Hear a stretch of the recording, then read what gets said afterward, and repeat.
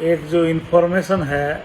मैं आप सब के साथ विशेषकर जो क्लर्क के कैंडिडेट हैं जिनकी डीवी हो रही है आजकल उनके साथ साझा करना चाहता हूं। हमारे यहाँ 21 तारीख से 6 तारीख तक क्लर्क की भर्ती के लिए जो रिवाइज हुआ है रिजल्ट उसकी डॉक्यूमेंट वेरिफिकेशन का काम चल रहा है। हमने बड़ी मात्रा में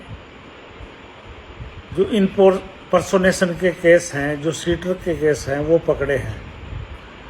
आज हमारे संज्ञान में एक मामला आया है कि जो सीटर हैं वो ही अब डॉक्यूमेंट वेरिफिकेशन के लिए आने लग गए हैं ताकि उनका जो डाटा है वो मैच हो जाए, मगर वो इस गलतफहमी में बिल्कुल ना रहें। उसके लिए हमने 2-3 उपाय जो है हम अपनाए जा रहे हैं। एक तो जो सिलेक्टेड कैंडिडेट हैं उनके ज्वाइनिंग के टाइम पे हम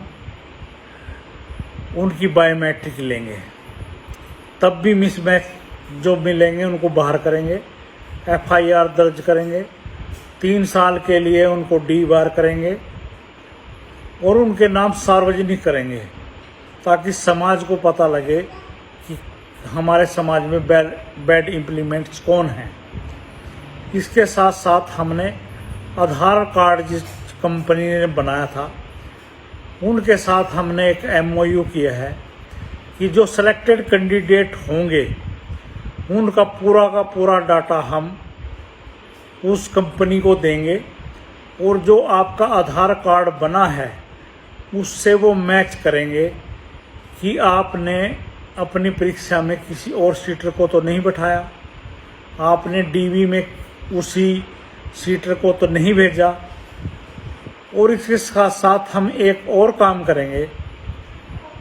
कि जब आप सिलेक्शन हो जाएगी आपकी और आप डिपार्टमेंट में चले जाएंगे, वहाँ बायोमेट्रिक की अटेंडेंस होती है, तो हम अचानक जाके आपके विभाग में जो आपकी अटेंडेंस है वो आधार कार्ड से लिंक है, तो हम अपने आपकी अटेंडेंस उस आधार कार्ड से मैच करेंगे कि आप एक्चुअल कैंडिडेट हैं या नहीं हैं। तो इस बात से आप सावधान रहें कि आप डीवी के टाइम पे भी सीटर भेज दें, परीक्षा के टाइम पे भी आप सीटर बैठा दें, ज्वाइनिंग के टाइम पे भी आप सीटर को भेज दें, तो हम आपकी अटेंडेंस भी चेक करने वाले हैं। और आधार कार्ड कंपनी से हमारा समझौता हो गया है, वो हमारे को इम्पर्सोनेशन या सीटर का जो आपका डाटा है वो पूरी तरह से देगा। मेरा मतलब यहाँ आपको कोई आपके प्रति भय पैदा करना नहीं है। जो कैंडिडेट हैं वो हमारे बच्चे हैं और कोई भी बच्चा इफ एंड बट से किसी भी तरीके से नौकरी पाना चाहता है, तो मेरा आप सबसे अनुरोध ये है कि कोई भी इफ एंड बट छोड़ के, गलत तरीके छोड़ के, आप अगर एक्चुअल कैंडिडेट हैं तो आपको घबराने की ज़रूरत नहीं है। अगर आपने अपनी परीक्षा में कोई सीटर को बिठाया है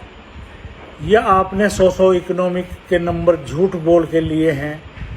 तो आपको कोई बख्शने वाला नहीं है और उसमें आपको पुलिस की कार्रवाई भी आपके खिलाफ होगी। आप सिलेक्शन लिस्ट से बाहर भी होंगे और 3 साल के लिए आप डीबार भी होंगे।